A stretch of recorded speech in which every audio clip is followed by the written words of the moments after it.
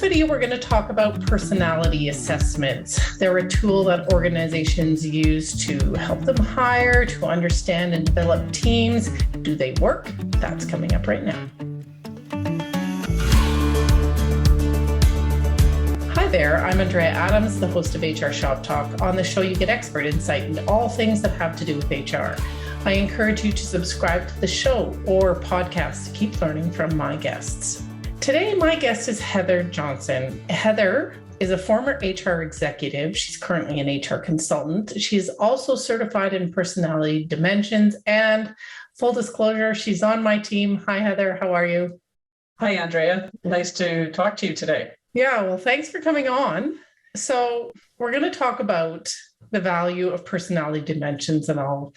More full disclosure, I'm a bit skeptical about these. So hopefully by the end of this, maybe you're going to change my mind or present the case for this. Anyway, so can you tell me a little bit about your background with respect to personality dimensions, I guess, in your case? Sure, certainly. So I started out my career mainly in labor relations and then had a lot of responsibility for recruitment. And I was in an organization where there was a very strong culture that was a very good fit to my own style. Yeah. And we pretty much recruited people that fit into that mold. I then moved on to a different role in a different organization. So I had responsibility for other areas of HR in which I wasn't an expert and had to rely on others. And the culture was also very different. And I found myself in conflict with a manager that had been there a long time before me. And I had a tendency to follow the golden rule, which is treat others how you want to be treated. Right. And I basically learned that it's not really a very good rule. So I think it's a golden rule people should forget about. Mm-hmm. So the president of the organization challenged me to learn more about this manager that I was having conflict with, to really recognize their strengths, which were very opposite of mine, and to figure out as a leader how I could support him and leverage what he did. So I started to do some research on personality styles and brought in a consultant who did some work with me first individually, and then we did a team workshop on styles. And so I had a very significant personal aha moment, and several team members did as well. And really, from that point forward, we started working far better together. It didn't mean that there wasn't still conflict from time to time, but I think I paid more attention to adapting my own style to meeting the preferences of my staff. And I think the staff got a lot different appreciation of my own style and why I behaved the way I did in certain circumstances, and we learned to work it out. So as a result, I'm keen on personality assessments. So became certified in personality dimensions. Okay, so you're certified in this, and you go out and do facilitations on these assessments. Besides yourself, have you seen it work in other teams? Yes, I have. As my HR career progressed, I was in several different organizations and different teams, and virtually all of them would have gone through an exercise using some form of style indicator, just to help the team learn to understand each other. Mm-hmm. And get to know each other better, because there's a high level of interaction with peers, and it's important to really understand what somebody brings and also what their individual preferences and styles are, so that you can adapt yourself to meet some of their needs. And it can really help in terms of reducing some of the conflict in an organization. So it also brings a common vocabulary around how people are conducting themselves, why they're conducting themselves, and why their style might be different than how you would handle a particular situation.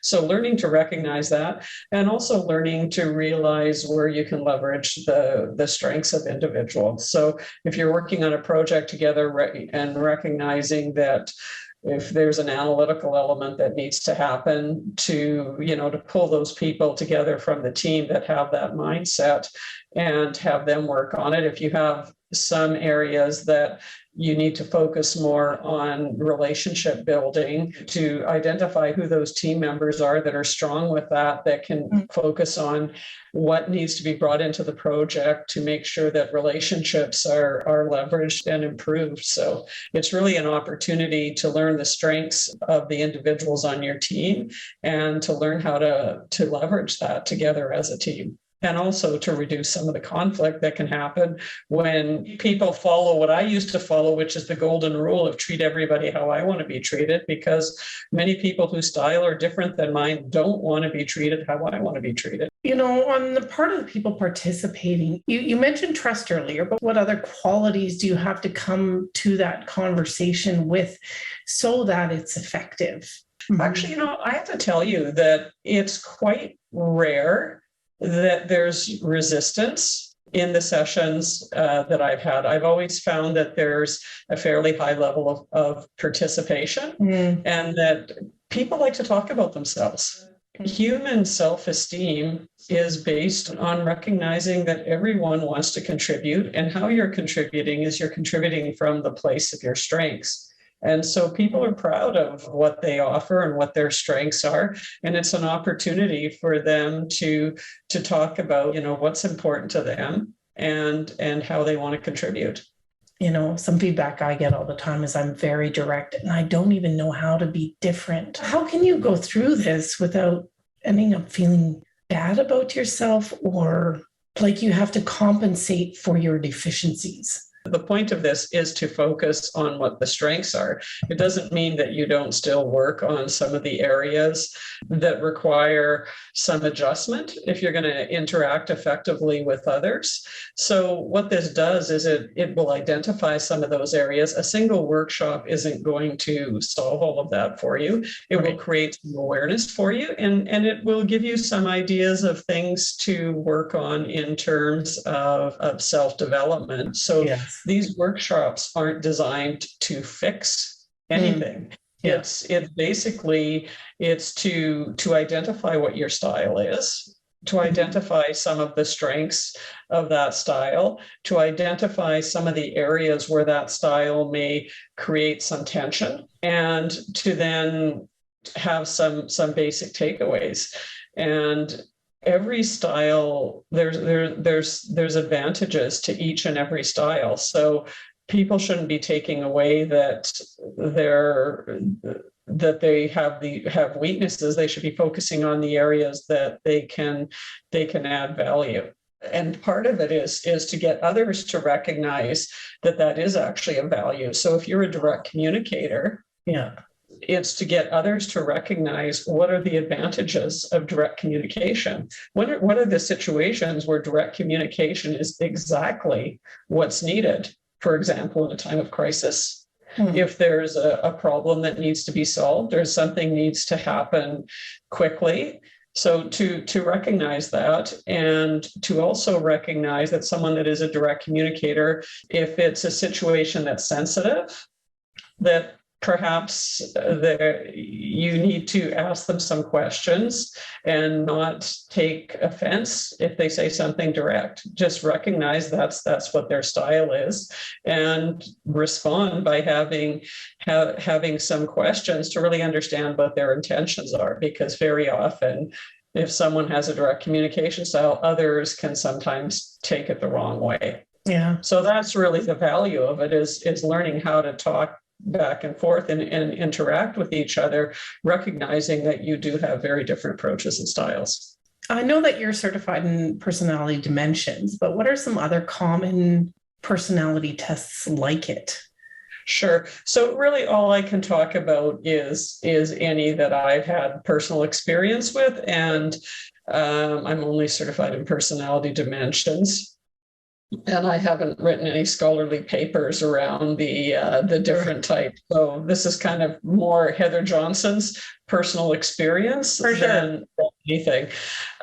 So the first one I probably did was Myers-Briggs, so MBTI, which is a very in-depth approach. You come up with 16 different personality types. It actually started out with family counseling, and it's also used in an organizational setting.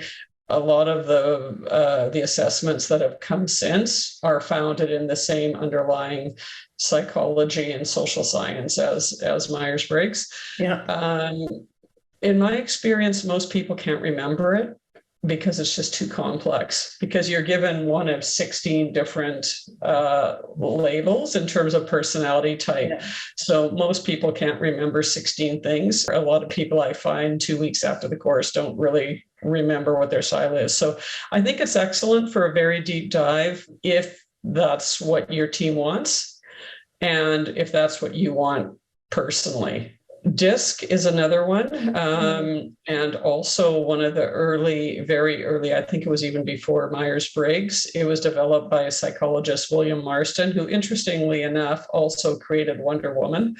And he talks about 4 different types of personality, and DISC has been around forever and is very popular. There's the Berkman method I've also been through.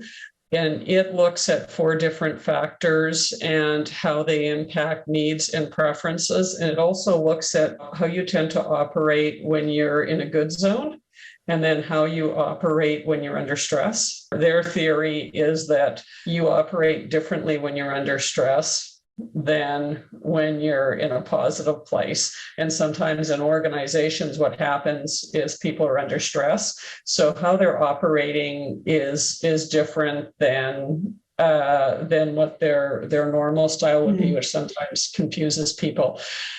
So it takes that approach. Again, very in-depth. All 3, DISC I'm not so sure about, but for sure Myers-Briggs and Berkman, these are very in-depth tools. And to roll them out in an organization, do workshops, they're typically full-day workshops, and it's quite a deep dive. So I'm certified in personality dimensions, and so obviously the most familiar with it. The reason I selected this one is because it's meant to be highly accessible. It's meant to be fun. I don't think they would say light, but I consider it a bit light. It's easy to understand. It's easy to remember. It's been developed for children. It can be used in elementary school. It can be used with people whose English is not their first language. There's versions of it that can be used with people that have a limited formal education. It can be done in a couple of hours, and it can provide it provides a good overview and key learnings. But certainly in a lot of executive teams and a lot of organizations would do very deep dives using some of these other tools that I mentioned. And there's more that I haven't mentioned. I just mentioned the ones I'm familiar with. If you found this interesting, subscribe and comment. Have you been through an assessment with your team? Did you find value in it, and how? Let us know in the comment section. Okay, so back to you, Heather. If you're going to do or host this kind of team building exercise, what are some reasonable objectives you should have going in? Some reasonable objectives would be to learn something you don't know about your team members. Also to realize that differences are gifts, not faults.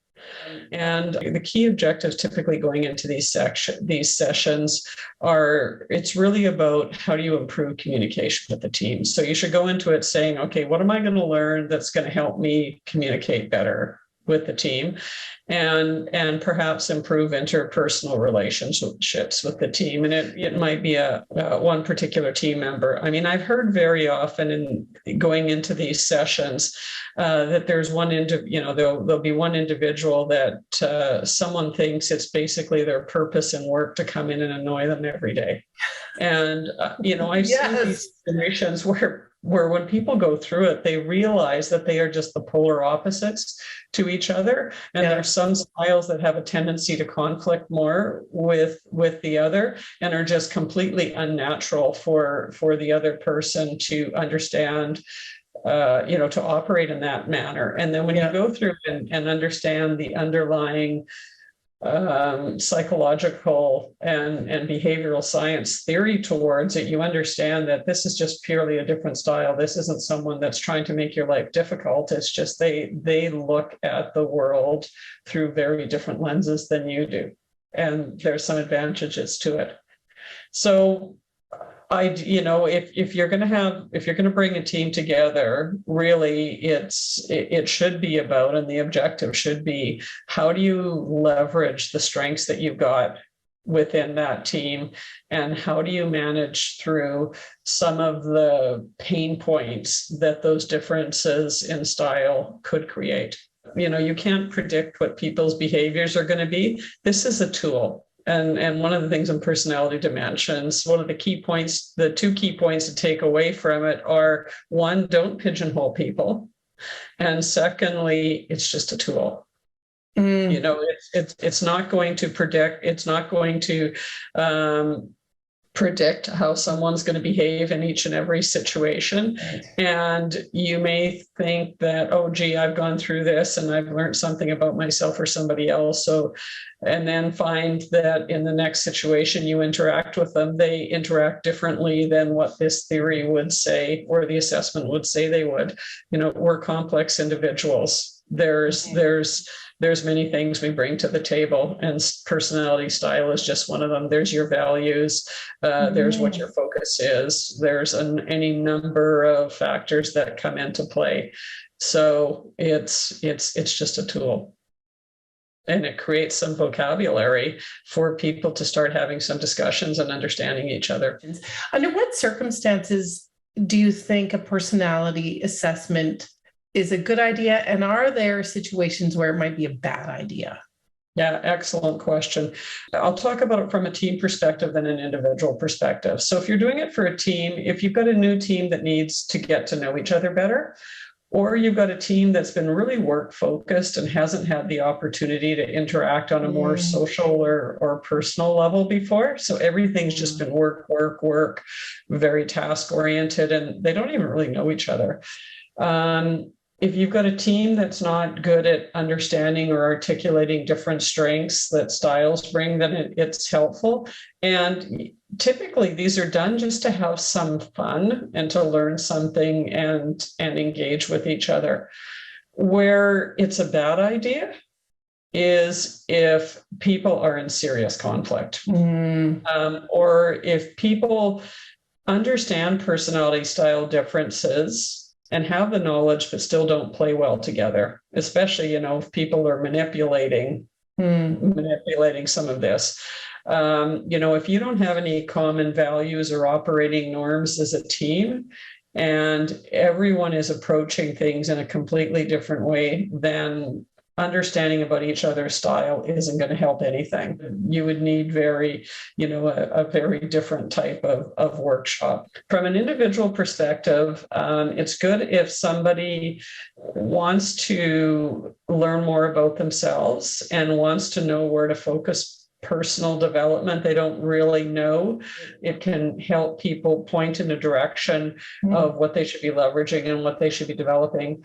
Where it's not good individually is if somebody's not open to learning about it. So if somebody doesn't believe in it, doesn't care, then don't force it. It's not going to fix anything. So if they're not going to go into it with an open mind, they're just going to become frustrated by it. There is also a word of caution about these tools in recruitment, and I believe this is a whole other topic. But in my opinion, there's value in using this information and helping inform recruitment decisions, mostly to help validate what you probably have already observed in an interview or you've heard from references. And it can provide some information for questions to pursue with a candidate. But I do not believe in pigeonholing people. I think people can work very successfully out of primary styles, and in a long career and in doing a lot of recruitment, I've seen several completely different personality types working in identical roles, and all have been successful, but they've been successful in different ways. So I've been through these things at least 3 times. They just haven't been that valuable for me. So do you have any insight on why that might be? I'll answer this generally because I don't want to interview you around your own personal experience. But there are some styles that really are challenged with this.